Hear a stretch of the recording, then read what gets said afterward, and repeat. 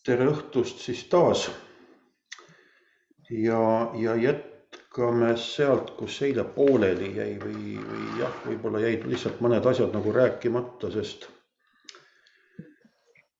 ei tule ju kõik korraga meelde ja tulid ka mõned küsimused, millele tahetaks nagu vastust saada. Aga võib-olla alustaks sellest, parasiidiprogrammides on tegelikult üks väga oluline asi ja millest vähe räägitakse, aga millest tegelikult sõltub vaata, et kogu programmi edukus. Ja need on pausid. Et selline klassikaline soovitus on võtta 30 päeva preparaati ja teha siis nädalane paus, jälle preparaati ja jälle nädalane paus. See on vajalik selleks, et parasiit ikkagi on elav organism. Ja kui tema inimese suu läbi hakkab saama igasuguseid pahasid asju tema jaoks, siis ta poeb peitu. Ja ta istub seal vaikselt nagu metssiga rukkipõllus, kui jahimehed ümber põllu käivad ja ei tee ühtegi piuksu ja siis, kui on oht möödas, siis ta pistab pea välja ja kukub jälle rahulikult oma igasuguseid asju tegema seal. Küll ta siis sööb kedagi ja küll ta siis närib kedagi ja mida iganes. Ja kõige selle jaoks ongi see 7-päevane puhkepaus ette nähtud, et ta saaks peidust välja tulla, käivitada oma järgmise põlvkonna ja see järgmine põlvkond selle 7 päevaga areneb siis nii kaugele, et munast saab vastne. Ja vastne teatavasti ongi siis kõige suurem kahjustaja üleüldse organismis. Sest parasiidid munevad kogu aeg, nad on liik, nad peavad oma liigi säilivuse tagama ja kogu aeg nad jätavad organismi endast uusi ja uusi põlvkondi maha. Ja need on siis need munad. Ja nüüd, kui liik tunneb ennast ohustatuna, siis otse loomulikult esimesel võimalusel käivitatakse nendest munetud munadest järgmine põlvkond.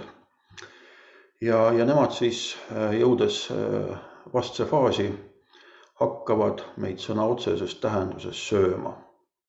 Ta võtab kätte ja sööbki raku katki, sellepärast, et tal on vaja toitaineid, tal on vaja sealt igasuguseid muud aineid elamiseks ja paljunemiseks.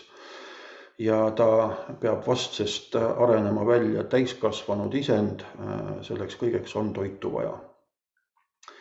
Ja niimoodi nad tegelikkuses meid siis väga kenasti seespoolt lõhuvad. Kui parasiit, ütleme see mingisugune ussikene, on raku katki hammustanud, siis tähendab seda, et sellel rakul võib olla kui tahes tugev immuunsüsteem endal. Aga vigastatud rakul on praktiliselt kõik immuunbarjäärid maas. Ja siis on sinna vaba tee nii seentel, viirustel kui kõigel muul.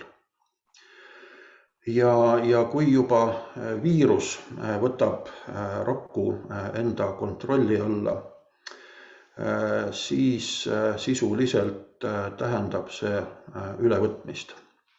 Ma siin ennem rääkisin, et viirus on superparasiit ja tema võtabki raku praktiliselt enda kontrolli alla ja selle asemel, et rakk hakkaks sünteesima organismile vajalikke valke, hakkab ta tegelikult tegema koopiaid sellest samast viirusest. Ja mida rohkem ta neid koopiaid teeb, seda rohkem see viirus suudab organismi elavates rakkudes paljuneda, kuni ühel hetkel ta võtab kogu selle raku struktuuri enda kontrolli alla. Ja inimene ongi siis totaalselt haige. Siis hakkavad meil kõik kohad valutama, kõik kohad hakkavad tilkuma ja midagi inimene ette võtta ei saagi, peab koju jääma, peab pikali olema, peab ennast lihtsalt tervendama. Ja selliste asjadega kaasneb veel üks selline tore lugu, et eriti juhtudel, kui viiruse kallale minna mingisuguse antibiootikumiga, siis võib juhtuda selline asi, et igast inimesest, igast ühest meist võib saada sellise mingisuguse väga pandeemilise asja algus. Sellepärast viirusel on see omadus, et ta võtab sealt organismist mingisuguseid jupikesi, informatsioonikillukesi kaasa.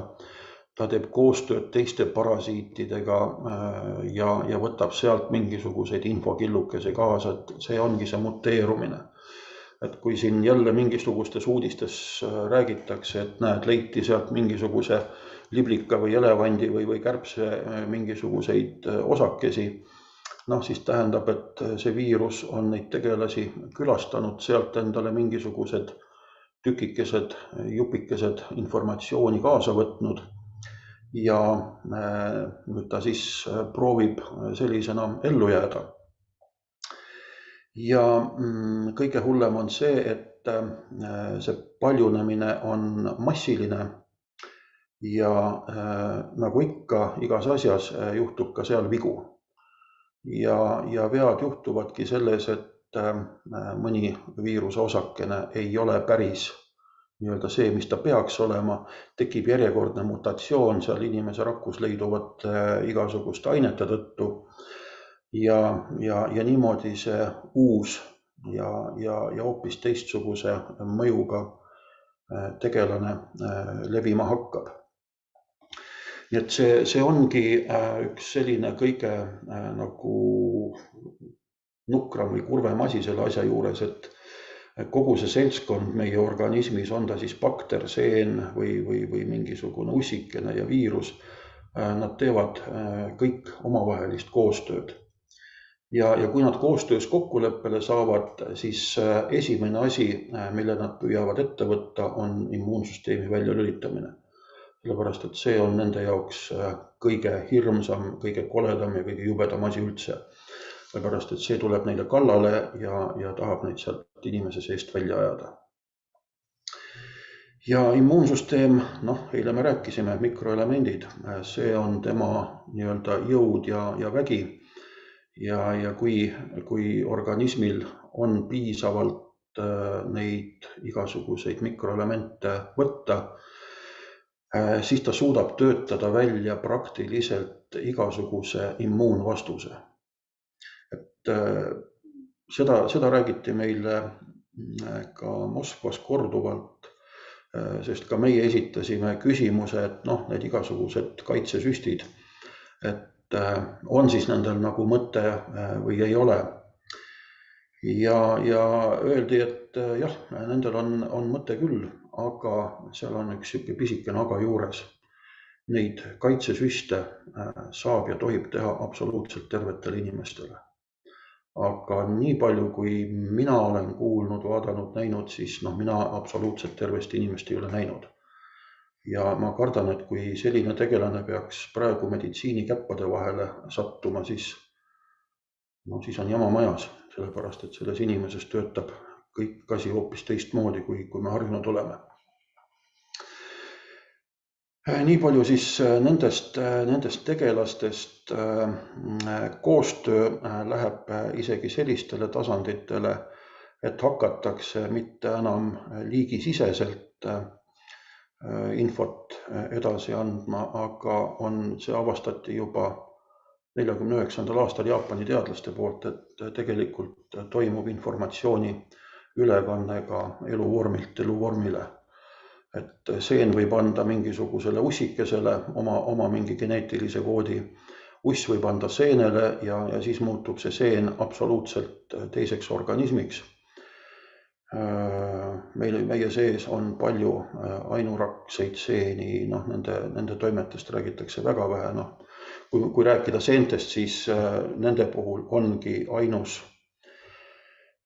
lahendus tugev immuunsüsteem, sellepärast, et seene, kogu see ehitus ja kogu see toimimine on inimesele hästi sarnane. Ja sellepärast on nendest seentest vabanemine väga keeruline ja praktiliselt võimatu. Ega ma ilmaasjata eile seda väikest võllanalja ei teinud, et kui te tahate pärmiseinast lahti saada, siis krematoorium aitab. Ja niisamuti on nende kõikide teiste seentega. Seente maailm on hästi kirju, seal on meil palju teadlasi, kes sellega tegelevad, aga kõik ütlevad ühest suust, et jah, ainus asi, mis aitab, mis päästab, on immuunsus. Kui me räägime edasi, kuidas siis parasiitidesse nakatumine toimub, et üks väga suur küsimus on alati, et okei, emaparasiidid lähevad lapsele üle seal sünnitusteedes ja see on nagu inimestele arusaadav. Aga kuidas need isaparasiidid siis sinna satuvad? See on ka väga lihtne bioloogiline mehhanism.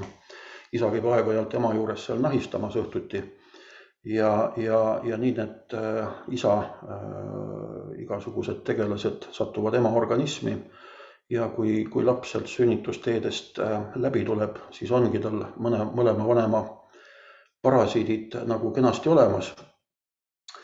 Ja nii lihtne see asi praktiliselt ongi, et ema ja isa on siis need, kelle käest me need esimesed tegelased saame. Räägitakse, et platsenta, et see on selline püha asi, et sealt ei tule mitte miski läbi. Teadus on sellega ära tõestanud, et see on legend. Et tullakse läbi, parasiidi jaoks ei ole ühtegi takistust. Ta leiab alati kellegi, kellega koostööd teha ja see koostöö reeglina kannab igatepidi vilja. Järgmine nakatumisallikas on seesama sissehingatav õhk. Meil siin lendab igasuguseid seeneooseid ringi, viiruseosakesi, mida iganes kõike siin ringi lendab. Linnas lendab veel igasuguseid muid toredusi, siin on hästi palju tuvisid, kes ei arva sellest inimhügieenist mitte midagi ja kõik oma asjad siia rahulikult tänavale sokutavad, kust tuul siis nad ühel hetkel lendu tõstab. Lemmikloomad, väga tõhus. Lemmiklooma võibki pidada selliseks parasiitide allikaks sõna otseses tähenduses. Ja kui rääkida nüüd lemmikloomade parasiiditõrjest näiteks, et kellel on kodus kassid, koerad, siis sisuliselt need samad asjad, mis sobivad inimesele, sobivad ka lemmikloomadele. Mu hea kolleeg on vetarst ja tema kasutab neid samu taimseid preparaate, mida kasutab inimeste puhul, aitavad loomadele suurepäraselt ja on hästi palju positiivset tagasisidet selle kohta, et loomad, kes oleks läinud kõige kaduva teed, äkki võtavad kätte ja hakkavad elama ja on väga tublid ja väga terved ja väga rõõmsad. Loomade puhul veel see, et loom on väga tänulik, kui inimene teda aitab. Ja see looma tänu kandub tema enda tervisele ja otse loomulikult kandub looma tänu ka inimesele üle. Et selles puhus täiesti võib neid igasuguseid antiparasitaarseid preparaate kasutada ka koduloomadel ja efekt on sageli suurem kui kõikidel toredatel apteegist pakutavatel asjadel. Ja muidugi toit. Kõik arvavad, et kui me peseme õunad ja muud asjad puhtaks, et siis me sealt parasiite ei saa, on läbi viidud katsed. Ja katsete käigus tuleb välja, et me sööme neid parasiidimune sisse omale päris korralikus koguses.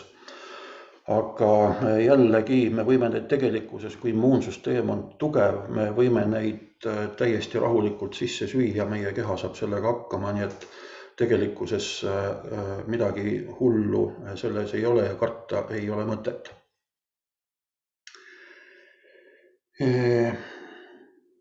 Lapsed. Laste kohta küsitakse ka hästi palju ja tegelikult laste puhul selliseid kindlaid parasiidis nakatumise sümptomeid ei olegi.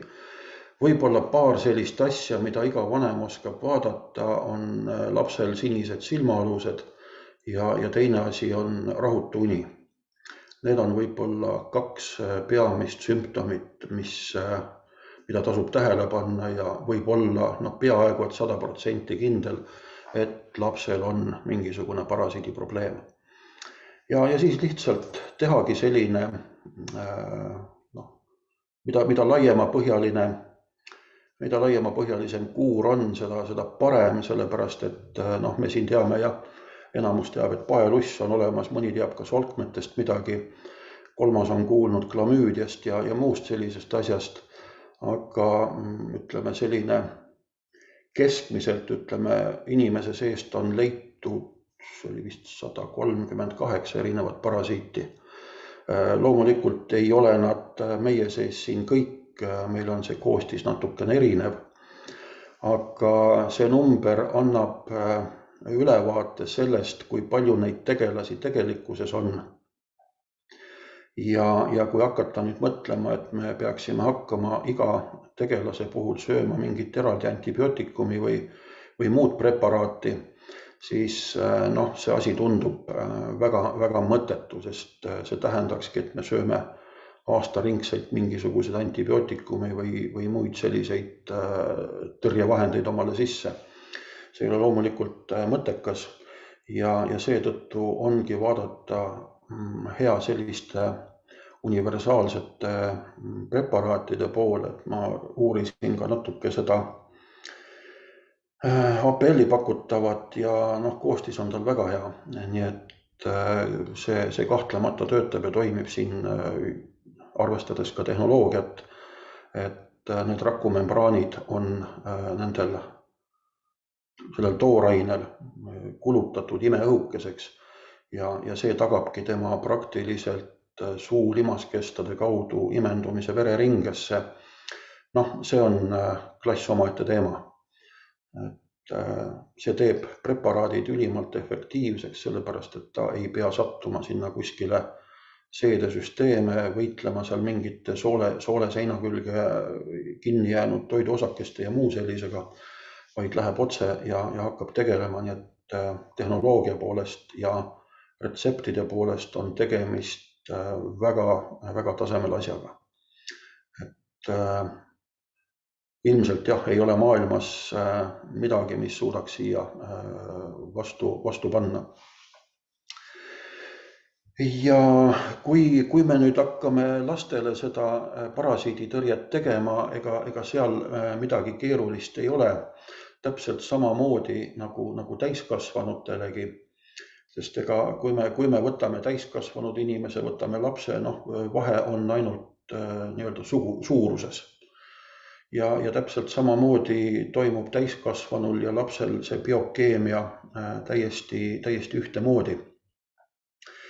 Et lihtsalt laste jaoks on kogused võib-olla natukene väiksemad, aga arvestades seda, et tegemist on naturaalsete preparaatidega, siis lapse organism võtab sealt täpselt niisama palju, kui tal on tarvis selleks hetkeks ja võtab seda, mida on tarvis.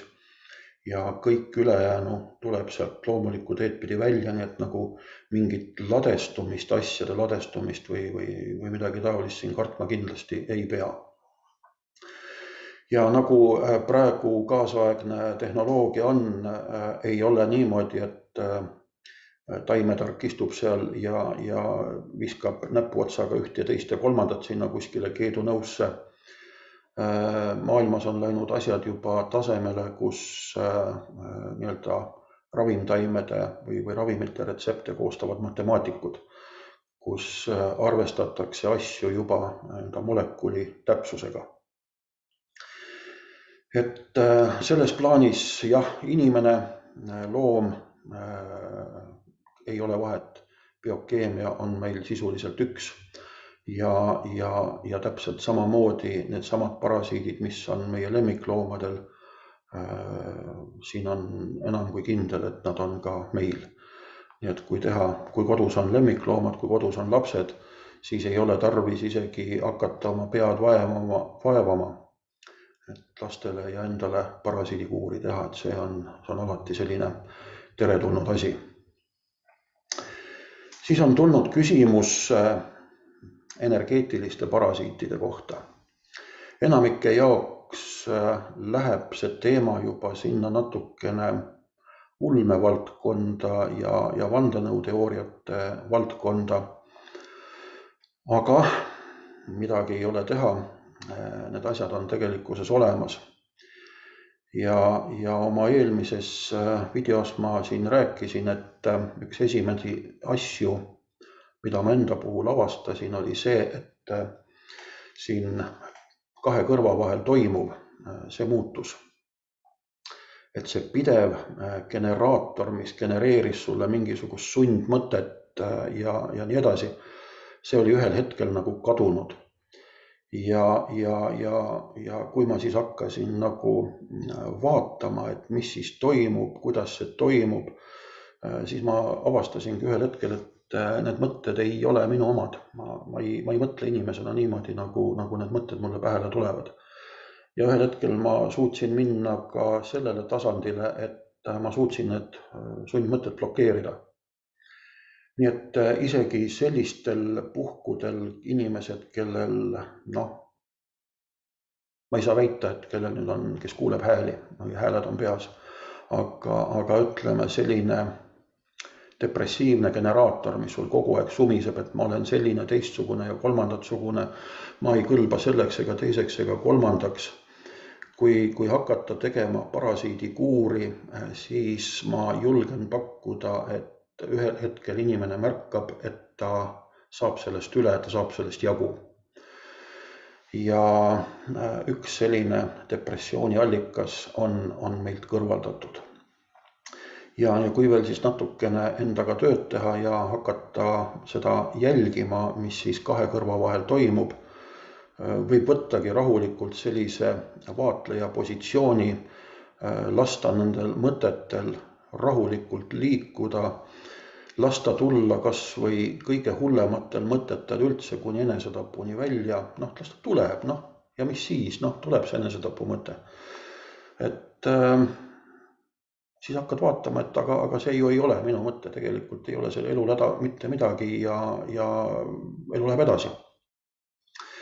Et olen siiamaani elanud ja tõenäoliselt elan ka kaugemalt, nii et kõik sellised asjad on tegelikult kontrolli alla võetavad ja kõige parem kontrolli alla võtja ongi siin inimene ise. Ja kes on siis natukene rohkem nende vandenõuteooriate ja astraalmaailmaga kursis, siis kogu see astraalmaailm tegelikult huvitub ainult ühest asjast inimese juures, see on tema eluenergia. Ja mitte see tavaline, see ilus ja tore armastuse energia, aga need tegelased tahavad, sellel asjal on isegi selline heebreakeelne nimetus Havah ja sellise nimetusega tähistatakse siis sellist piinade käigus eralduvat energiat. See on teatud eluvormide jaoks nagu taevamanna. Ja sellistest inimeste hoidmine sellistes seisundites, see viibki nende olendite toitmiseni välja. Ja järjest rohkem hakkab tulema teadusmaailmast infot selle kohta, et nendel seesmistel parasiitidel on väljas suured vennad või need seesmised parasiidid on siis väliste tegelaste käepikendused. Et kui juba teadlased vähehaaval julgevad välja öelda selliseid asju, see toimub küll võib-olla sellistes alternatiivintervjuudes ja päris avalikkuse ette sellega veel ei juleta tulla, aga eks nende kõikide asjadega on niimoodi, et alguses toimub eitamine, siis hakkavad kõik sellest rääkima ja lõpuks ongi tekkinud see uus tõde. Nii et julgen ka selles plaanis inimestele, kellel on sellised sundmõtted ja kellel vahest see kahe kõrva vahel toimuv natukene hakkab üle mõistuse käima, täiesti julgelt proovida parasiidikuuri ja ma usun, et tulemus on reaalne. Teine asi, mis meis stressi ja depressiooni tekitab, on otse loomulikult seesama mikroelementide puudus. Kui ikkagi organism ei suuda toota vajalikke hormoone, vajalikke fermente, kui ladestuvad toksiinid, see tekitab organismis juba sellise biokeemilise stressi. Ja kogu see biokeemiline stress varem või hiljem ta kandub ka meie mõttemaailmale üle. Nii et tegelikkuses on need kaks asja omavahel väga tõsiselt seotud. Nii see parasiitide teema kui mikroelemendid. Ja näiteks, ma ei mäleta, see oli Venemaal ühe akadeemikul loengut, mida ma juhtusin kuulama. Seal rääkis ta ühe sellise väga toreda loo, et põhimõtteliselt, kui teil juhtub olema kuri ülemus, kes teid näiteks minuti jooksul päris korralikult läbi sõimab, siis see tekitab teie organismis 72-tunnise neuroendokriintormi. 72 tundi läheb vaja organismil, et ta rahuneks maha üheminutilisest sellisest tugevast emotsionaalsest vapustusest. Aga kui te nüüd mõtlete selle peale, et meil on pidev stress ja meil on neid emotsionaalseid vapustusi rohkem kui tahaks ja loodaks, et siis võite ette kujutada, millises tingimustes me praegusel hetkel siin funktsioneerime. Ja ütleme, et kui me siin räägime mingitest mikroelementide normidest, et seal joodi võib-olla 150 mikrogrammi ja tsinki 15 milligrammi ja ma ei tea, siin neid igasuguseid asju on veel. Sellistes situatsioonides, nagu me praegu oleme, praegu viibime, need numbrid tuleb julgelt 2-3 korrutada. Siis hakkab keha normaalselt tööle ja stressifoon langeb ja läbi selle hakkavad leevenduma vägagi paljud vormid.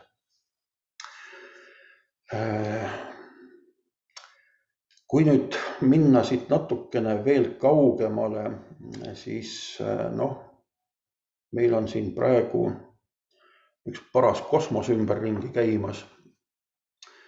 Ja sellest kosmilisest asjast rääkides siin ei saagi muud moodi rääkida kui ainult läbi vandenõuteooriate, sellepärast et kõige kurvem on see, et vandenõuteoreetikutel on tänases päevas väga õigus.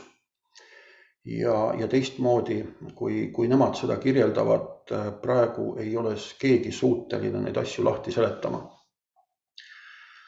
Ja olen minagi neid asju uurinud, sellepärast et inimesed pöörduvad ja küsivad ja otsivad abi. Ja praeguse selle moehaiguse puhul on jällegi seesama asi, tugev immuunsus on esimene asi.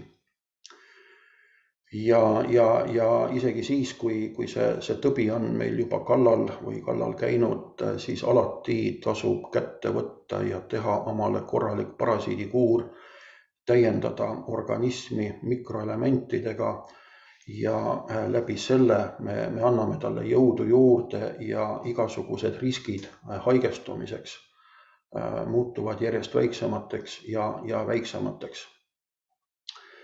See taud, ta on olemas, siin ei ole isegi tähtis, tuli ta nüüd kuskilt mõne hullu teadlase käe alt või oli siin Nibiru või marslased. Tegemist on tehisliku probleemiga, seda juba öeldakse ka massimeedias välja. Seda infot on küll suhteliselt vähe, aga teda ikkagi tuleb ja räägitakse tema kohta siin igasuguseid asju. On minugi tutvusringkonnas inimesi, kes tema läbi siit ilmast on lahkunud ja on neid, kes on lahkunud ka süsti läbi ja on ka neid, kes peale süsti ja peale põdemist elavad rõõmsalt oma elu edasi ja täpselt sellistena, nagu ei ole mitte midagi üldse juhtunud. Et siin nagu, kui vaadata, mida nagu teadusmaailm siin räägib, et siis nad kirjeldavadki, et ongi sellised 3 vormi või 3 käitumisvormi sellel probleemil. Et jah, on raske ja võib-olla isegi fataalse lõpuga kulgemine. Siis on lihtsalt selline raskelt läbipõetud haigusperiood.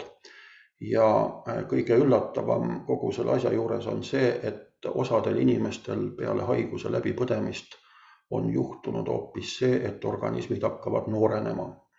Ja näiteks 60-aastase inimese organism hakkab välja nägema nagu 30-selt. Nii et selle kosmilise asjaga ei ole asjad sugugi nii lihtsad, kui nad meile tunduvad. Kindlasti ei maksa temasse suhtuda kui mingisugusesse lihtsasse asja, sellepärast et tuttavad, kes on teda reaalselt temaga kokku puutunud, kohati kirjeldavad kui väga ebameeldivat ja väga vastikut protsessi. Aga mis on olnud kogu asjas positiivne, kui minnakse sellise, isegi sellel haigusperioodil, tõsise organismi puhastamise peale välja, hakataksegi lisaks sellele klassikalisele parasiidiprogrammile juurde võtma sealt tsinki, seleeni, joodi, tõstetakse neid igasuguseid antiparasitaarsete preparaatide koguseid 2, 3, isegi 4-kordseks, siis ühel hetkel hakkab organism, saab jõu tagasi ja ta suudab juba iseseisvalt hakata selle taudiga meil siin võitlema.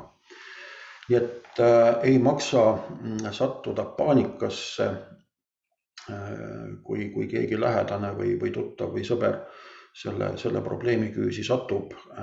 Kõigest on võimalik välja tulla, kõike on võimalik lahendada ja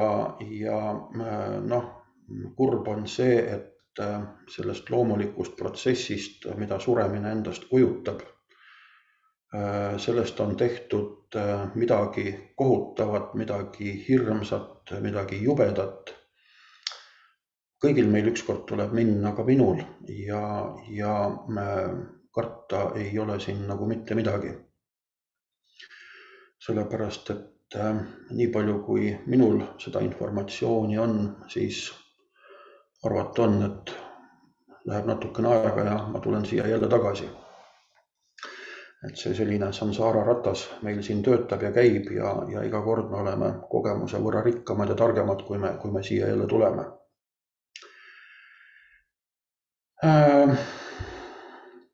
Ma võib-olla sellel teemal rohkem ei tahaks rääkida, sellepärast, et ühel hetkel võib keel vääratada ja siis see poliitkorrektsus juhtub see, et see video kõrvaldatakse YouTube'ist. Sellepärast, et nii Facebook kui YouTube, nagu isegi see sõna viirus, Märt peaks panema selle koha peale mingi piiksu või mingisuguse trullalla-trallalla, et isegi sellel puhul tehisintellekt kontrollib kogu seda teksti, kogu seda kõnet ja need videod lähevad kõik YouTube'ist kõrvaldamisele. Et eks selline nagu käitumine selliste suurte platvormide poolt, eks seegi annab oma signaali, et mis selles maailmas toimub ja ilmselt on paljugi neid, kes arvavad, et jah, see asi päris õige ei ole. Aga jätame selle arvamuse nüüd sinna paika, kus tema on.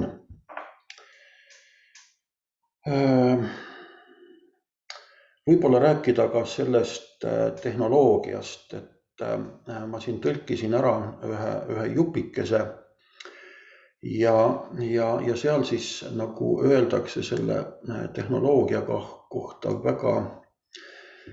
väga kenasti, et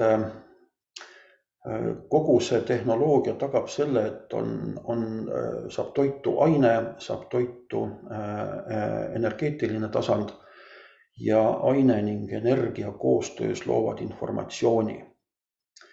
Aine, see on koed, luud ja organid. Nad vajavad väljastpoolt saabuvaid toitaineid. Need on needsamad mikroelemendid. Nad võtavad toitainetest kõik vajalikku ning väljutavad mittevajalikku. Seda nimetatakse ainevahetuseks. Aine saab energiat, mida me vajame oma elutegevuseks. Energiatasand. See on süsteemi osade koos toimimine ning juhtimine. Energia on ka informatsiooni, mis realiseerib end läbi elektromagnetiliste torsioon või mõnede muude väljade kaudu. Aine ja energia loovad informatsiooni, mis võib olla positiivse või negatiivse laetusega. See tähendab, et positiivne laetus ning häälestatus heale tervisele tõmbavad enda poole samuti positiivseid ning head informatsiooni. APL-traseed on energia ja positiivse informatsiooniga rikastatud taimi ja nende vilju sisaldav aine. Traseed mõjutavad inimese 3 tasandit ja kindlustavad süsteemi, mida nimetatakse inimorganismiks funktsioneerimise. Ja minu meelest paremini ei ole võimalik ühte asja nagu kirjeldada ja lahti seletada. Ja kui nüüd minna natukene siin selle energia poole peale, siis ilmselt väga paljud on kogenud seda efekti, mis tekib siis, kui paljajalu Kastemerjas rohus hommikuti kõndida. Või kes läheb, jalutab natukene paljajalu kuskil metsarajal. See peab olema ikkagi selline metsarada, mis jääb linnast välja, kus ei ole läheduses väga selliseid suuri maanteid ja muud taolisi kommunikatsioone. Ja kui inimene seal oma jalutuskäigu ära teeb ja sealt metsast välja tuleb, siis ta tunneb ennast imeliselt. Ta on kerge, tal on väga hea olla. Ja mis sellistel metsaradadel siis juhtub, on see, et inimene satub negatiivsete ioonide välja. Vabas looduses need negatiivsed ioonid, nad on umbes sellise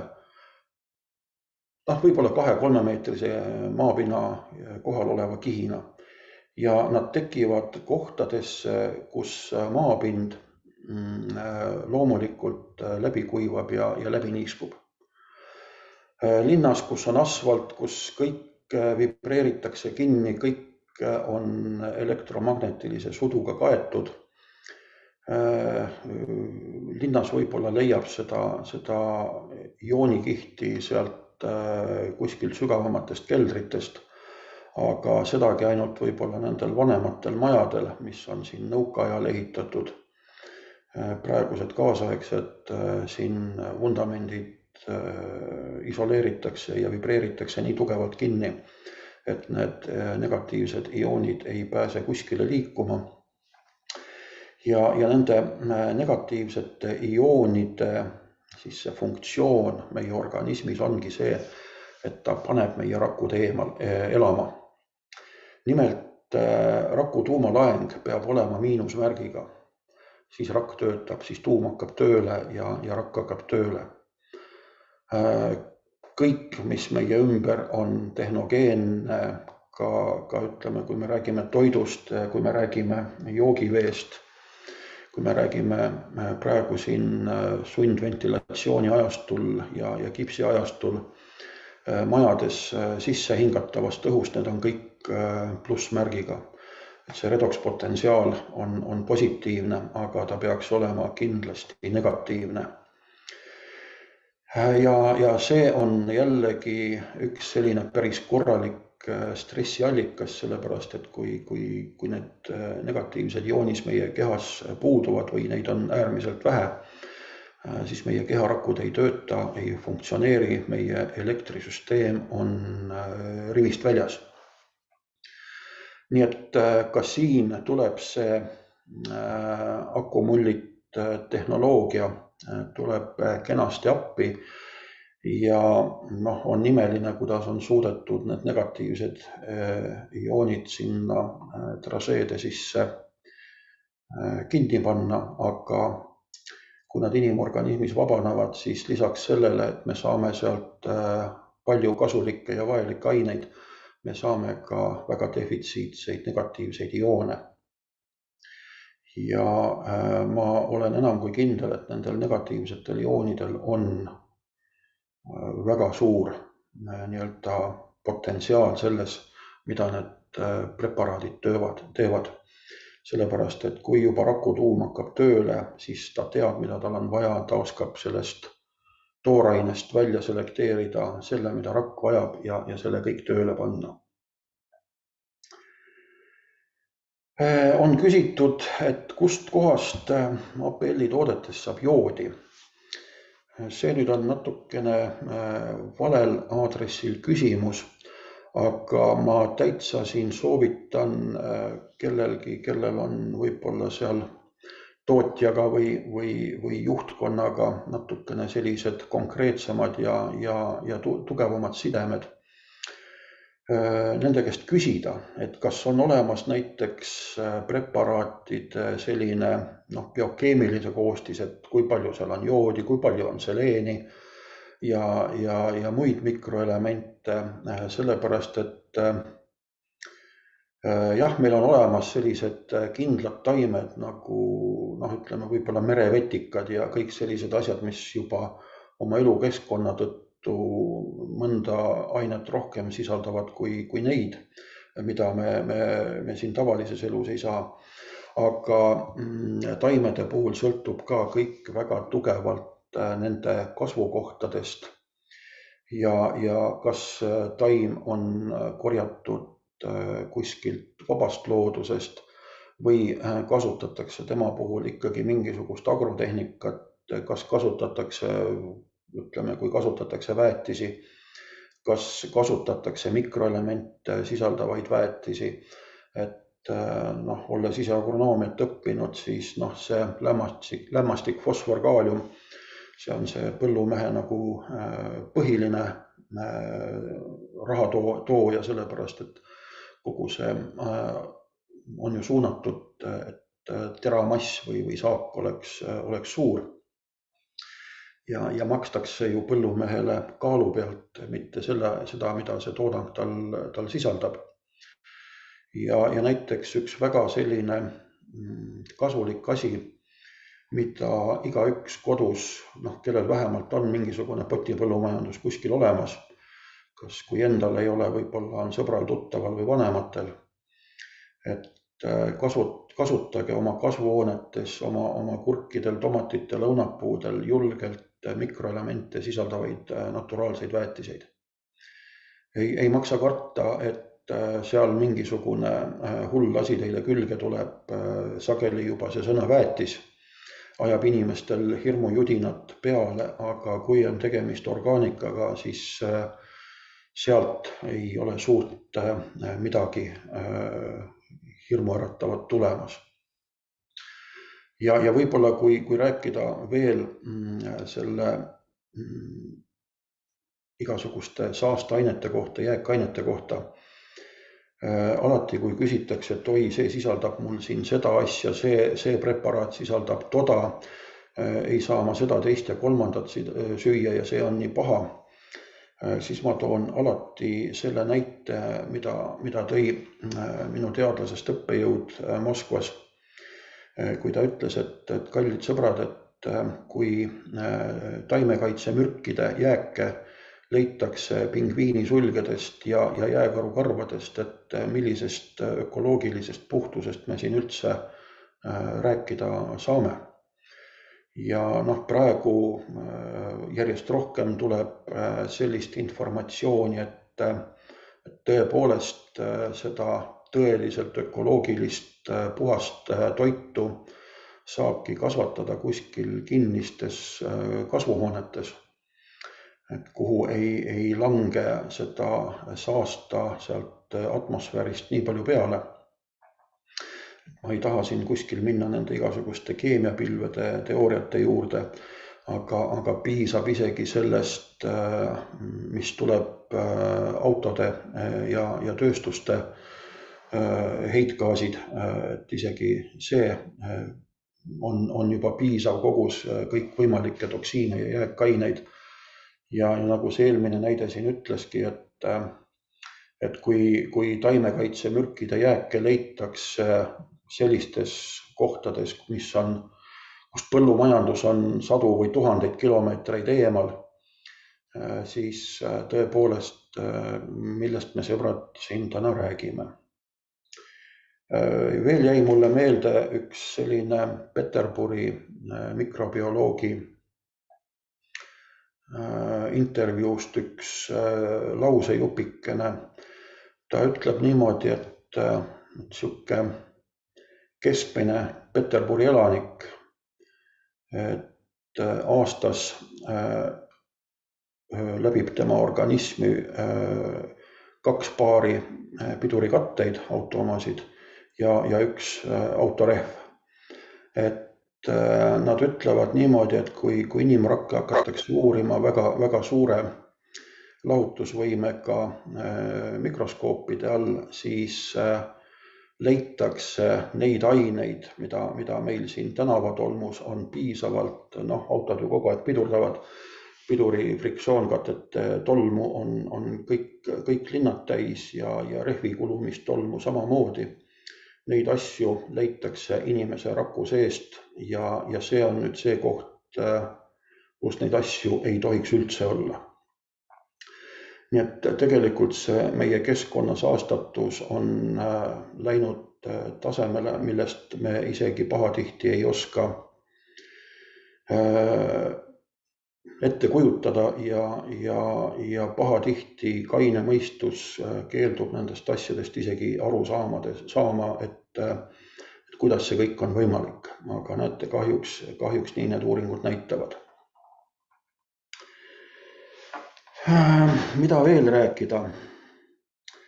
Nakatumisest rääkisime. Kuidas kulgevad parasitoosid?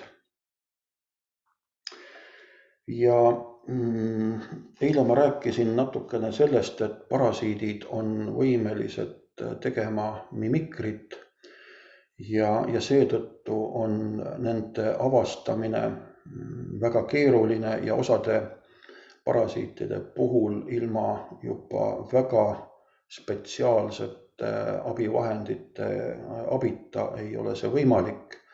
Need klassikalised laboratoorsed analüüsid, need andmed, mis on minul teada, ütlevad niimoodi, et avastatakse umbes 30% sellest, mis siis tegelikult on. Ja kui parasiidid on õppinud ennast varjama või maskeerima, siis sellisel tasemel, et nad maskeerivad ennast inimorganismis leiduva sarnaseks, siis ka need parasiitide tekitatavad haigused, ka nemad on siis tasemel, mis meenutavad kõiki meile selliseid üldtuntud haiguseid. On nad siis mingisugused põletikud, on nad mingisugused iidid, eks ju, mis iganes. Ja algetappidel parasitoos ta kulgebki ilma igasuguse sümptomaatikata, sellepärast, et ega nad ei taha, et see inimene nüüd kuskilt otsast ellu ärkaks ja nende toimetamistesse sekkuks. Ja inimene reeglina hakkab probleemi tundma alles siis, kui kusagilt valutab. Ja enamikel puhkudel me loomulikult, kuhu sa ikka lähed, kui kuskilt valutab, me läheme arsti juurde. Paremal juhul arst annab meile mingisugused antibiootikumid ja püüab meiega midagi teha. aga on ka väga palju juhtumeid, kus kogu see parasiitide teema, see naerdakse lihtsalt välja. Ka minu arstiga on juhtunud selline asi, et kui ma tal hakkasin rääkima, et ma nüüd püüaks oma tervise asju sellisel viisil lahendada, ta päris röökima minu peale ei hakanud, aga sellise korraliku mõnitamise osaliseks sain ma küll. Ja kes on päevakajaliste sündmustega kursis, siis üha rohkem uuritakse ja imestatakse, et oi, kuidas India on selle kosmilise probleemiga nii kiiresti toime saanud, et riik on avatud ja kõik toimib ja kõik on korras. Siis kes on märganud siis selle preparaadi vastu, millest siin järjest rohkem ja rohkem räägitakse, on ka meie meedias hakatud päris korralikult ilkuma, et tegemist on mingisuguse loomadele mõeldud preparaadiga ja naerdakse ja irvitatakse selle üle. Irvitada ei ole asja puhul mitte midagi, kui vaadata koostisi, siis need asjad töötavad ka suurepäraselt inimesega. Inimese ja looma biokeemias väga suuri erinevusi ei ole. Need baasalgoritmid, need töötavad kõikidel samamoodi. Ja kes on võib-olla natukene rohkem kokku puutunud selliste asjadega nagu peptiidid, siis sisuliselt nemad on aminohapete ühendid ja nende kaudu, ütleme siis, DNA saab informatsiooni ja kui see DNA on kahjustunud, siis peptiidid tegelikult tulevad sinna DNA ahelasse, ta sobitub sinna DNA ahelasse nagu võtiluku auku. Ja kui DNA läbi selle siis korrastub, siis ta kerib ennast korralikult lahti ja rakk saab hakata sünteesima valku, mis ongi raku kõige peamine ülesanne. Siis tegelikult need peptiidid ehk need aminohapete ühendid ei ole vahet, kas on tegemist inimese või loomaga, need on meil kõigil ühed. Nii et tegelikult võib öelda, et see elutegevus, mis on loomas ja see, mis on inimeses, sinna vahele võib panna rahulikult võrdusmärgi. Ja kõik, mis sobib loomadele, sobib ka inimesele ja vastupidi. Ei saa öelda päriselt kõik, aga mis puudutab selliseid naturaalseid looduslikke preparaate, nende puhul ma usun, kui lugeda koostist, siis karta ei tasu. Sellepärast, et nende samade preparaatidega, looduslike preparaatidega, millega mina olen siin juba 10 aastat tegelenud, inimesed väga edukalt ravivad oma lemmikloomi ja miks siis ei võiks toimida see vastupidine protsess, toimib küll. Niimoodi, mida ma siin veel olen endale välja märkinud.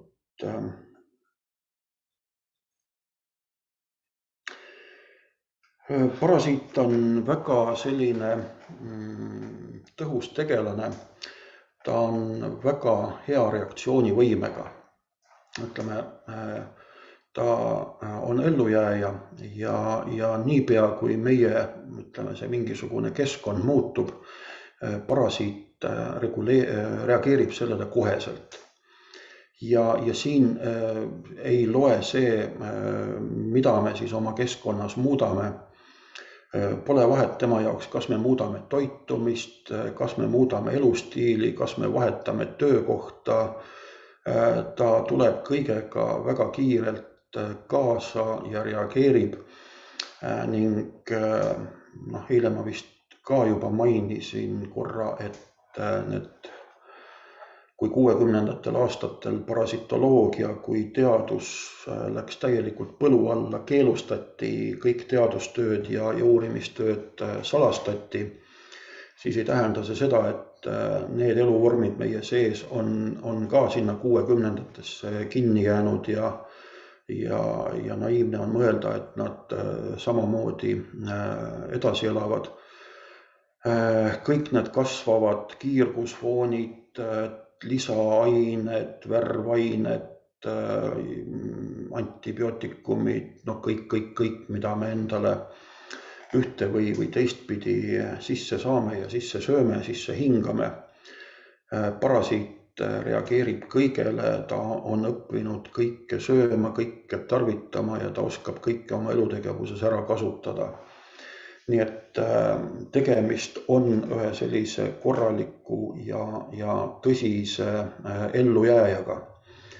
Ja kuna tegemist on ikkagi eluvormiga, siis tema puhul on kindel see, et temaga ei ole mõtet võidelda, sellepärast et kui me hakkame temaga võitlema, siis see, kes teisele kohale jääb, on inimene.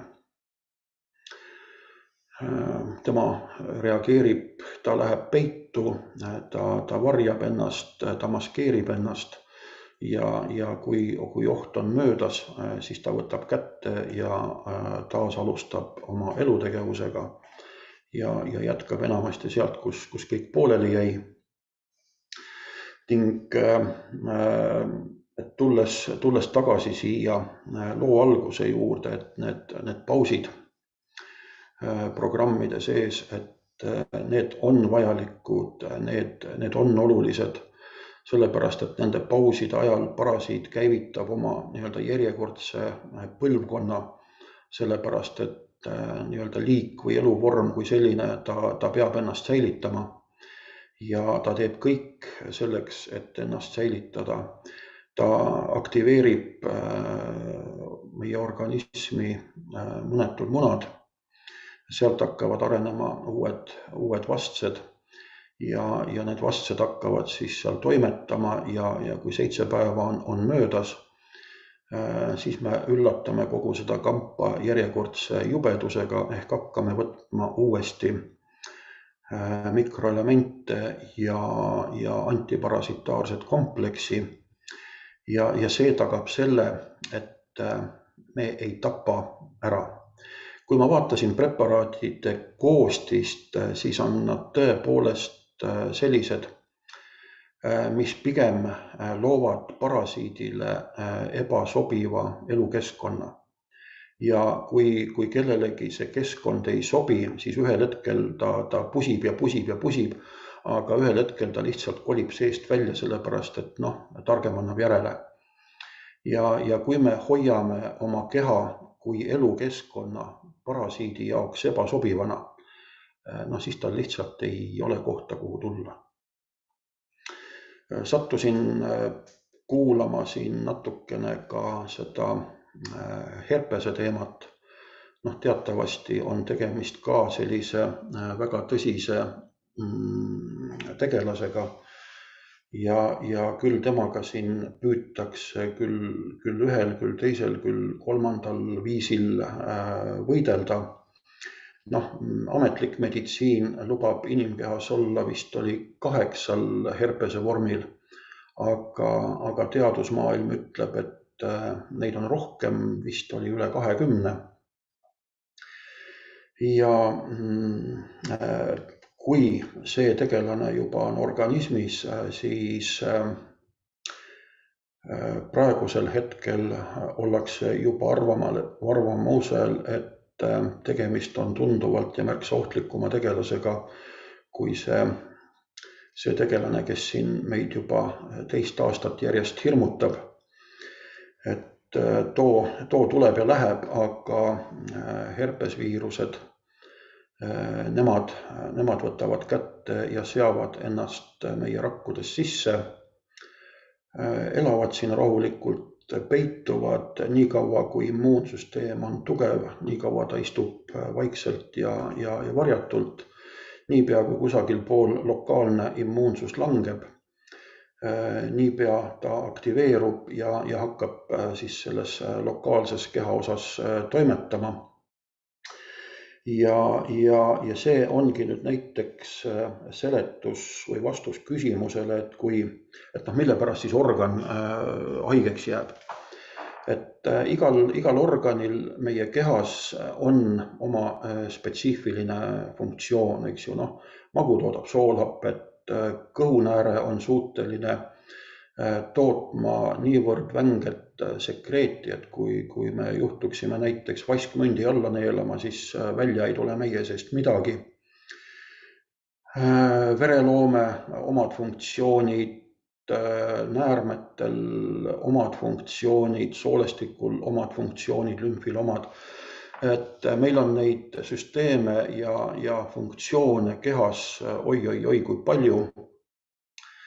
Kogu see süsteem tegelikkuses on selline üks paras sünergia ja kui selles harmoonias ja sünergias tekib mingisugune kakofoonia, siis tekib haigus. Ja haigus võibki tekkida läbi selle, et langeb ühe organi funktsionaalsus. Et kui me siin räägime näiteks kilpnäärmest, tema kõik teavad, vaja on joodi. Eile ma mainisin, et selle joodiga ei ole ka need asjad sugugi nii lihtsad, kui võib-olla meile räägitakse. Ja selleks, et jood normaalselt omastuks, kilpnääre vajab kõrvale ka seleeni, lisaks vajab ta kõrvale ka veel vaske. Ja kui nüüd kilpnäärmel näiteks ei ole seda seleeni ja vaske, seda joodi on, eks ju, siis tema funktsionaalsus langeb, ta ei saa täita neid funktsioone, mida ta peaks, ta ei saa neid hormoone sünteesida. Ja tagajärjeks ongi see, et sinna hakkavad tekkima igasugused ladestused.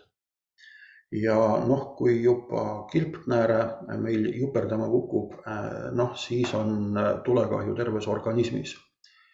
Et kui rääkida kilpnäärme sellistest põhilistest väljendusvormidest, siis mehed ei saa lipsu kaela panna, sest keegi kogu aeg poob neid. Nad ei saa ülemist särginööpi kinni panna, sest surub siia peale ja jube vastik on. Ja väga paljudel on selline tükitunne kurgus ja tekib selline köhatus, tahaks kogu aeg teha, et midagi nagu seda kurku seal ärritab. See põhimõtteliselt on nagu esimene märk sellest, et lokaalne immuunsus ei toimi. Lokaalne immuunsus on maas, seal on kuskil probleem. Ja kui me nüüd võib-olla läheme näiteks, võtame tsingi. Mehe eesnääre, see on mehe teine aju. Ja mees peab tsinki saama, vastasel korral tema see aju lihtsalt ei tööta. Ja kui seal seda tsinki piisavalt ei ole, siis hakkab see süsteem seal perutama, eesnäärmes tekib turse, need veresoonte funktsionaalsus, mis seal on, see hakkab langema, siis hakkavad sinna tulema igasugused ladestused ja tekibki selline lumepalli efekt, mis ühel hetkel siis lõpeb sellega, et eesnääre hakkab suurenema. Ja mehe puhul on loodus natukene alatult käitunud.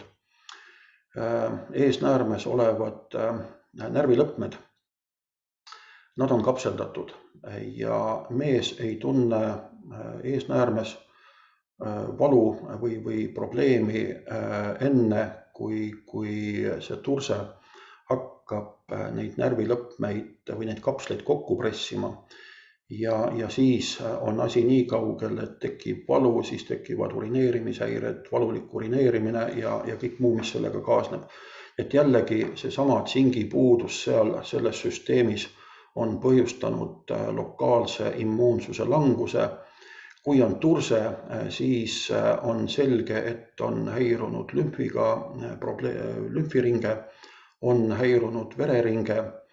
Ja kõikides sellistes seisakukohtades, kus veri ei liigu, kus lümf ei liigu, seal varem või hiljem hakkavad arenema parasiidid, tekib parasiidikoloonia. ja kui see parasiidikoloonia seal toimetama hakkab, alguses kindlasti organism reageerib sellele, ta püüab selles põletiku kohas tõsta temperatuuri, aga kui ta seal nädala-paari jooksul näeb ära, et sellel asjal ei ole suurt mõtet, see tema ette võetud reaktsioon ei toimi, siis läheb see põletik üle kroonilisse vormi ja hakkab seal vaikselt toimetama. Ja sageli nende krooniliste põletike häda või probleem ongi see, et nad kulgevad ka niivõrd vaikselt ja märkamatult, et vereringes ei ole mitte mingisuguseid muutuseid märgata, mingeid antikehasid kuskil ei ole. Arst teeb vereproovi, ütleb, et teil on kõik korras, et mille üle te siin kaebate, et ma ei näe mitte midagi. Ja tal ongi õigus, sellepärast, et no tõepoolest, seal ei olegi mitte midagi. Aga järjest rohkem ma kuulen teadlaste sõnavõttudes nagu sõnaühendit põletikuline vananemine. Et see ongi selline pikk, aeglane protsess, mis võib-olla väljendubki selles, et see nahk on natukene vilets ja juuksed on natukene viletsad, aga muidu on ju elu ilus. Ja me lihtsalt niimoodi me nagu kärbume või närbume. Ja selliste pikkade protsessidega, aeglaste protsessidega, mis toimuvad väga sügavatel tasanditel, et kui kaasa on haaratud juba rakkude tuumad ja see on läinud väga sügavatesse kudedesse sisse see protsess, nendega on väga raske toime tulla. Ja see vajab lihtsalt aega, et kui ma enda kogemusest ütlen, et minu õppejõud Moskvas, professor Aksjonova, tema ütles, et immuunsüsteemi taastumine, et vähemalt 5 aastat, siis jah, täpselt nii see on.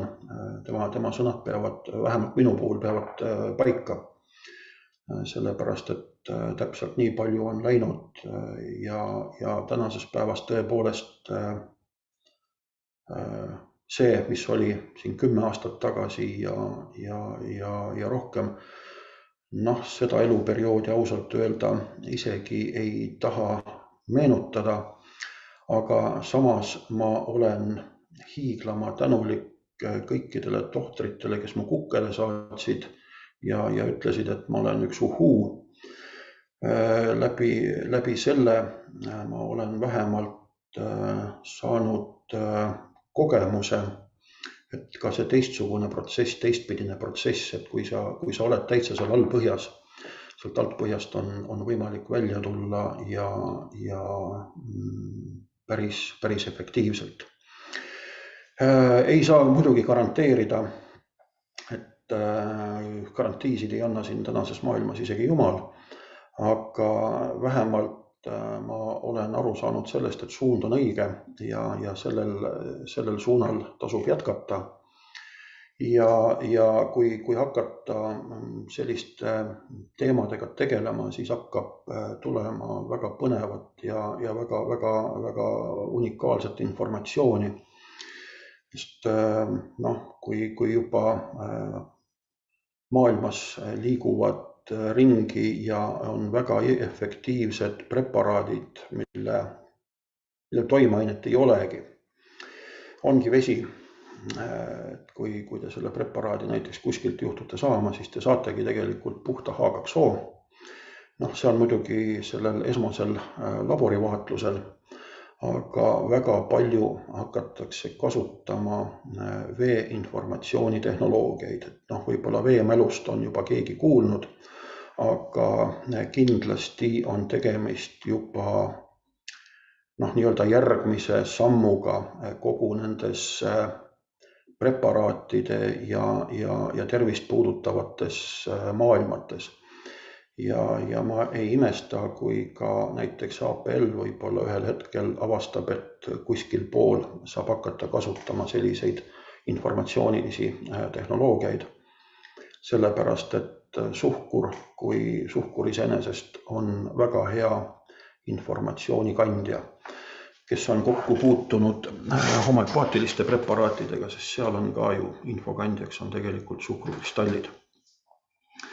Nii et ma usun, et ka siin selles maailmas on võimalusi veel küll ja avastatakse kogu aeg midagi uut. Et öeldakse ju seda, et see, mida me täna reaalselt kasutame, et see oli umbes 50 aastat tagasi, 100 aastat tagasi teadlaste töölaual. Päris äge oleks vaadata, mille kallal nad täna töötavad. Ja kui arvestada, et nüüd see uus veevalaja ajastu on tegelikult informatsiooni ajastu ja siinkohal ma ei pea silmas kõiki neid nutividinaid ja muud taolist, et siin on ikkagi juba räägitakse sellest. No võib-olla ma toon ühe näite. Venemaal on olemas täiesti reaalsed preparaadid, mis on vee baasil ja kus kasutatakse inimloote võnkesagedusi. Lootel on, igal organil on oma arenguperiood, kus ta siis seal emaorganismis saavutab oma selle küpsuse. Ja on õpitud organite kasvufaasis, arengufaasis, kui ta on nagu tipus, neid võnkeid salvestama ja neid võnkeid salvestatakse vette. Ja vees moodustuvad siis sellised molekulide süsteemid, klasterid, mis on väga püsivad, nad võivad püsida seal 500 kuni 1000 aastat, see ei ole mingi aeg. Et arvatakse, et isegi 30 000 aastat võivad need infomolekulid püsida. Ja töötatakse juba sellisel baasil preparaatide kallal. Nii et tegelikult ma loodan, et tulemas on palju põnevat ja palju uut. Ja tahtsin siin teile täna demonstreerida, kuidas ma uhkelt joon APL-i espresso kohvi, aga läks meelest ära, sellepärast, et see tass sai natukene varem ära joodud ja teise tassi järgi mingisugust vajadust ei tunne. Minu jaoks on tegemist täiesti, ma ei saa öelda, et lahustuv kohv mulle maitseb. Maitse-eelistus on hoopis teine, aga see, mida see kohv teeb, mind on raske võimalik üllatada, aga see kohv üllatas. Et teatavasti me kõik ootame kohvit ju sellist, et lööks silmad särama ja pea klaariks. See kohv seda teeb. Ja julgen seda kohvi täiesti soovitada, ei ole jõudnud teedeni. Sai ära proovitud ka need, mis nad siis on, need igasugused magusad tahvlid. Tegemist on ka selline väga hea ja toitva asjaga. Aga jah, kogu sellest valikust tänases päevas kohv on tõeline üllataja. Nii et kes on võib-olla siiani kahelnud või kõhelnud, et ei tea, kas proovida, siis mina julgen teda küll soovitada. Et eriti, kui on vaja tõesti sellist, õhtul mingisugune võib-olla tähtis asi veel vaja teha või tuleb autorooli istuda ja mõni pikem sõit ette võtta, aga väsimus on juba päris korralik, siis ma julgen soovitada, töötab väga hästi. Niimoodi, järjekordne 1,5 tundi hakkab meil siin täis saama. Ma loodan väga, et ma olen nüüd vist kõik või enam-vähem kõik asjad ära rääkinud, sellised põhilised asjad. Kindlasti on seda infot mul siin rohkem ja rohkem, sellepärast et selle 10 tegutsemisaasta jooksul, kui ma olen aru saanud, et preparaadid töötavad, siis ma olen otsinud alati alati kõikide selliste preparaatide ja asjade puhul, tehnoloogiate puhul lisainformatsiooni neid ära tõlkinud. Nii, keegi küsib, kas vesiniku tarbimine sobib parasiidipreparaatide koos kasutamisega. No vesinik on teatavasti organismile üks väga vajalik osa ja võib-olla ma ei soovita vesinikuvett hakata nüüd kohe vahetult peale jooma mingisuguse preparaadi tarvitamisele. Aga soovitav on jätta sinna selline väike paus sisse. Näiteks joodi puhul öeldakse ka, et kuna tegemist on väga tõsise sellise politseinikuga inimese organismis ja ta ei salli ühtegi sellist tehislikku asja, ta läheb talle kohe kallale. Et näiteks 2 joodipreparaati ei soovitata võtta koos, et pigem siis, et ühte hommikul ja teist õhtul. Et selline nagu asi on veel nagu aktsepteeritav.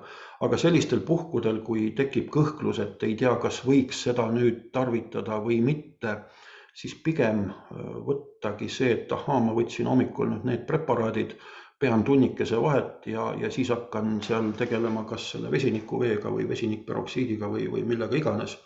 Et siin selline lahus tarbimine on kõige mõistlikum. Ja näiteks ma soovitan sellist lahus tarbimist ka puhkudel, kui nüüd tõepoolest tarvitatakse ühe firma tooteid ja tekib vajadus mõne teise asja kasutamiseks, kas või näiteks ravimid, siis pidadagi vahet. Et väga paljudel asjadel on olemas koostoimed, sünergiad ja kui vaadata neid asju, mis on APL-is, siin ongi see tehnoloogia selliselt, et kõikide nende koostises olevate komponentide puhul tekib midagi sellist, mida ei ole ühelgi sellel komponendil endal olemas, tekibki see sünergia ja võib-olla seda sünergiat vajab inimese organism ehk kõige rohkem. Ja sellisel puhul, et kui tarvitada ravimit ühel ajal ja näiteks toidulisandit teisel ajal, siis me viime selle igasuguse konflikti võimaluse nullini.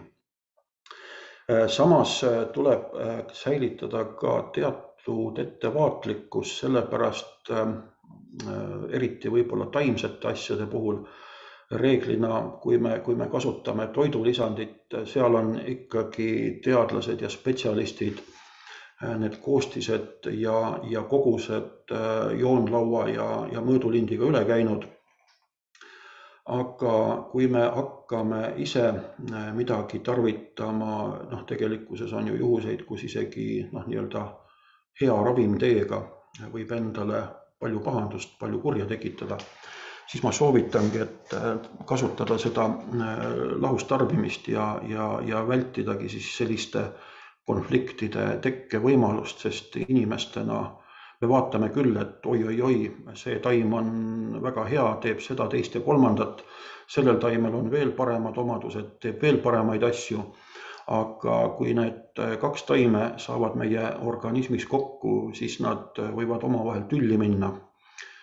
Hea on, kui see päädib tualetis käiguga, aga kui seal tekivad mingisugused ühendid, siis on natukene keeruline nende asjadega. Aga ma loodan, et nii kaugele need asjad meil siin maailmas ei lähe. Ja otse loomulikult, kui me räägime sellest, nii-öelda natukene sellest pahupoolest, eks ju, iga preparaadi juures on see kuldne lause, et nagu ta toidulisandite puhul tuleb välja tuua, et kes siis ei tohi tarbida ja mis on siis need ohud. Et see ongi see individuaalne talumatus. Ja see individuaalne talumatus tekibki mitte sellepärast, et see taim ei sobi, aga enamikel juhtudel tekib see individuaalne talumatus selle tõttu, et see, mida me sisse võtame, läheb riidu sellega, mis on meie sees juba ees olemas.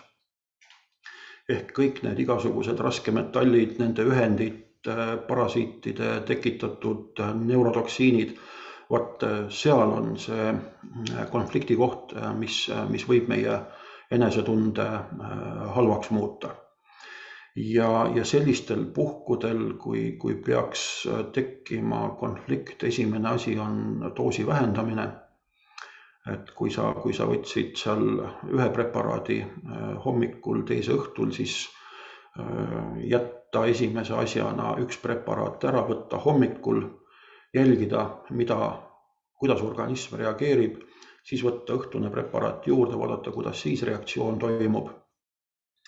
Ja läbi selle õpib väga hästi oma kehas toimuvat tundma ja otse loomulikult, kui niimoodi targasti käituda, tekitame endale kahju kõige vähem. Ja vahest on juhtunud ka selliseid asju, et inimene võtab preparaati ja tal hakkab kole paha. Enamasti on selle asja taga see, et organism on tõepoolest niivõrd saastunud, et vähimgi selline tõsisem puhastusreaktsioon, mille keha käivitab, võib põhjustada selle seesmise intoksikatsiooni. Hakkabki mingisugust mürki, mingisugust toksiini kudedest vabanema koguses, mis tekitab halva enesetunde. Sellistel puhkudel ongi, et mõnikord tuleb sellest seisundist lihtsalt nagu läbi minna. Aga mitte niimoodi, et ma nüüd võtan ja topin suupunni igasuguseid asju täis ja vaatan, mis edasi saab. Aga võtta preparaat, vaadata, mis toimub, pidada päev vahet, võib-olla 2 vahet, võtta järgmine kord seda preparaati, jälgida, kuidas keha töötab, kuidas ta reageerib. Esimene kord oli mul nii paha, aga nüüd, kui ma võtan 10 punkti skaala, eks ju, nüüd on juba 10 pealt kukkunud 7 peale, et väga hull enam ei ole, selge. Järelikult organism on reageerinud, on puhastunud, pean jälle 2 päeva vahet. Ja niimoodi läbi meelituse tegelikult saab organismiga päris tublisti koostööd teha ja hakata ennast ka sel moel aitama. Ja mida rohkem ennast puhastada, seda paremini tegelikult hakkate te enda kehas toimuvat tunnetama. 5 aastat tagasi, kui keegi oleks mulle rääkinud, et ma panen mingisuguse karamellkommi endale põske ja mul selle peale lähevad silmad suureks pähe, siis ma oleks selle inimese välja naernud. Aga tänaseks on organism nii palju puhastanud, et ma tõepoolest, kui ma panen selle karamelli endale põske, ta hakkab seal sulama, ma tunnen, kuidas see asi kõik minu kehas hakkab tööle. Ja ma usun, et selliseid tundlikke inimesi on teisi, kes tajuvad preparaatide toimeid sellisel viisil. Aga toon iseennast just näiteks selleks, et see on võimalik. Ja väga paljud inimesed ütlevad, ma võtan ju siin seda asja, aga ma ei tunne mitte midagi. Siis on ju kõik hästi, kui ei tunne. Tegelikult kõige paremini töötavadki need preparaadid, mille puhul inimene ei tunne mitte midagi.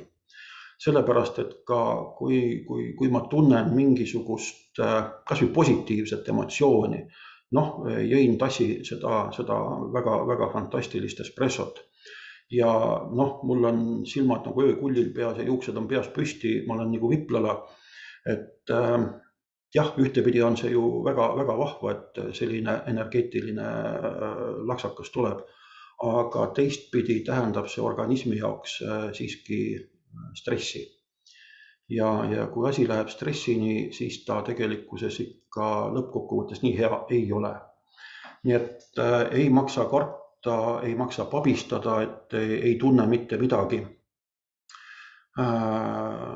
Ongi hea, et ei tunne ja mida pehmemalt ja leebemalt kõik toimub, seda paremini tegelikult organism kõikidele nendele temaga ettevõetavatele manipulatsioonidele reageerib. On veel äkki mõni küsimus, keegi tahab midagi küsida? Püüan siia, mul on siin siuke võluaken siia, vahest midagi ilmub, kui keegi midagi kirjutab.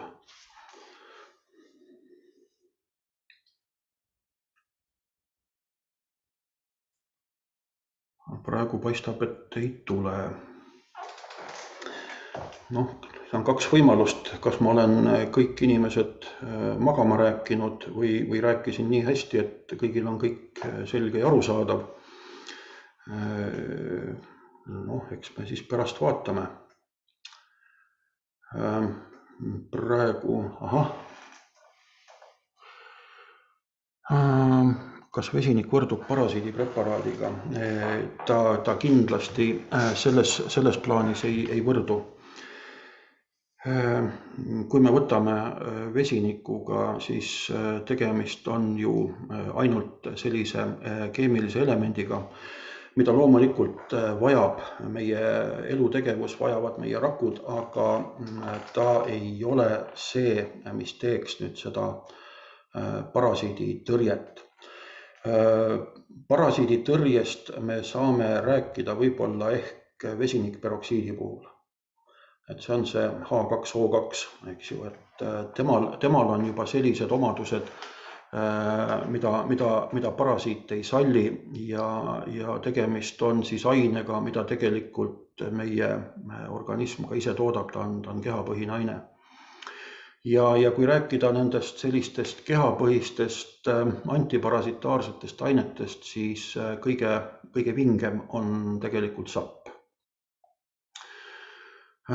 Sapp suudab sisuliselt ära lahustada kõik, mis parasiiti puutub ja seetõttu see preparaat HPR, mis maksa toetab, võiks olla kõikides sellistes parasiidiprogrammides võib-olla lisaks. Sellepärast, et maks teatavasti on selline suur ja võimas keemiakombinaat. Temast toimub, kui ma nüüd väga puusse ei pane selle numbriga, aga minutis toimub 20 miljonit biokeemilist reaktsiooni. Ja sisuliselt suudab maks neutraliseerida kõiki mürke, mis meie ümbruskonnas eksisteerib. Loomulikult ta ei suuda toime tulla suurte kogustega, aga väikeste mürgikogustega saab ta suurepäraselt hakkama. Ja kui maks on töökorras, siis ta on suuteline ära põletama kõik veres leiduvad parasiitide munad, vastsed ja igasugused seentejoosed ja muud sellised taolised. Sellepärast, et parasiit, mida ta siis nii-öelda selleks ümbermigreerumiseks kasutab. Ega ta loll ei ole, et hakkab kuskilt sabakondist või reieluust ennast läbi puurima. Ta ikkagi võtab kätte, läheb veresoonde ja laseb siis verevool või lümfivool ennast kuskile kanda. Ja kui ta jõuab siis temale sobilikku organisse, siis ta hammustab selle veresoone katki ja poeb sealt siis organi kudedesse. Nii et näiteks seesama kõrge kolesterool on ka väga paljus võib-olla hoopis mitte ainevahetuse teema, aga kui näiteks analüüsi tegemine juhtub aega, kus mingisugune parasiit on võtnud kätte ja organismis migreerub, ta on mulgustanud ära tohutu koguse veresoone seinast. Seal on sellised imetillukesed verelekked, organism saab loomulikult aru, et tegemist on verekaotusega. Maksale antakse käskus sünteesida kolesterooli ja see kolesterool seestpoolt lihtsalt lapib need augud kinni, et veri läheks ikkagi sinna, kus ta peab minema ja et ta kuskile vabalt ei lekiks. Et maksal on tegelikkuses ka veel see tore funktsioon, et ta sünteesib kolesterooli. Ja kui see kolesterooli tase jätta nüüd või liiga madalaks, siis me võime teha oma organismile päris korraliku karuteene. Ja ütleme sellist pesirperoksiid ja parasiidipreparaadid ja loomulikult erineval ajal, et siis on välistatud see, et need kaks asja läheksid omavahelisse konflikti. Et me kunagi ei tea, mida me sisaldame, meil on sees igasuguseid antibiootikumi jääke, parasiitide elutegevusjäägid, nendest ma juba rääkisin, et need on neurotoksiinid ja nad mõjutavad väga tõsiselt meie närvisüsteemi ja ei ole tarvidust, et me nüüd tekitame sinna veel mingisuguseid toksiine või ühendeid juurde, mille toimet ja lõplikku mõju ei oska isegi jumal ette ennustada. Et see lahus tarbimine on võib-olla ka üks märksõna. Ja teine asi, mida ma ka nagu olen täheldanud võib-olla eriti viimastel aegadel, järjest paremini hakkavad tööle niisugused väikesed doosid. On kindlasti olukordi, kus on vaja suuri annuseid, aga ma tegelen sellise asjaga nagu iriidoscreening ja paljudel puhkudel silmaiiris näitab seda, et sellised vähestes kogustes, aga pikema aja jooksul tarvitatud preparaadid töötavad ja mõjuvad märksa paremini kui see meie suured tarvitamiskogused. Et ma ei ole APL-iga veel väga jõudnud ennast tuttavaks teha, ma alles avastan tema toimeid ja tema asju. Ja seetõttu ma ei saa sellist, mõne asja puhul võib-olla ammendavat vastust anda, aga vähemasti minu organism ütleb, et nad on head, nad töötavad. Ja see on, oluline ongi see, et tegemist on taimse asjaga, taimseid asju võtavad meie keharakud rõõmuga vastu, taimede info on olemas meie mälus, meie geenides ja nende asjade omastamisega ei teki mingeid probleeme. Niimoodi. Näed, kell on varsti juba 21:40. Et ma ei tea, võib-olla siis tänaseks lõpetaks, hääl hakkab ka kuidagi kähedaks minema sellest rääkimisest. Aga ma loodan, Märt paneb selle info ka kuskile kuulamiseks, vaatamiseks ülesse ja kõike tänapäeval saab järel kuulata, järel vaadata ja kui jäi midagi segaseks, saab asju üle vaadata ja kui on mõni tõsisem probleem, mille puhul tahaks ehk rohkem teada, rohkem infot, siis ma usun, et kui te Märdile teete kniksu, siis ta minu kontaktid teile ka annab. Siin ma arvan, et ei ole probleemi. Aga ma tänan tähelepanu eest ja võib-olla kui tekib küsimusi ja neid küsimusi tuleb rohkem, võib-olla saame mõni järgmine kord veel kokku ja ma püüan siis anda nendele küsimustele juba sellised ammendavad vastused. Soovin teile kõike head ja eelkõige head tervist. Sellepärast, et see tervis on meil praegu, tervis ongi selline asi, mis ongi meie enda vastutada. sellepärast et meile on kogu aeg sisendatud seda, et see on midagi sellist müstilist ja arusaamatut ja arstid räägivad meiega ladina keeles, millest me aru ei saa. Aga tegelikkuses, kui me hakkame selle tervisele natukene põhjalikumalt lähenema ja kui me nii mõnestki hirmust üle saame, siis see tervis ja selle taastamine midagi hirmsat ei ole. Ja kui räägitakse, et sihuke ilus väljend, et kui sa tahad maailma muuta, siis sa pead muutma iseennast, siis enda tervise korda tegemine, enda lähedaste aitamine, see on üks asi, mille läbi me kõik saame selle maailma paremaks muuta. Sest kui me teeme ennast korda, see informatsioon liigub edasi inimkonna ühisvälja ja mida rohkem on seal ühisväljas seda puhast ja korrektset informatsiooni, seda rohkem hakkab ta mõjutama kõiki inimesi, kes selle väljaga on ühendatud. Ja nii lihtne see maailma parandamine ongi. Soovin teile kõike head ja võib-olla kohtume veel.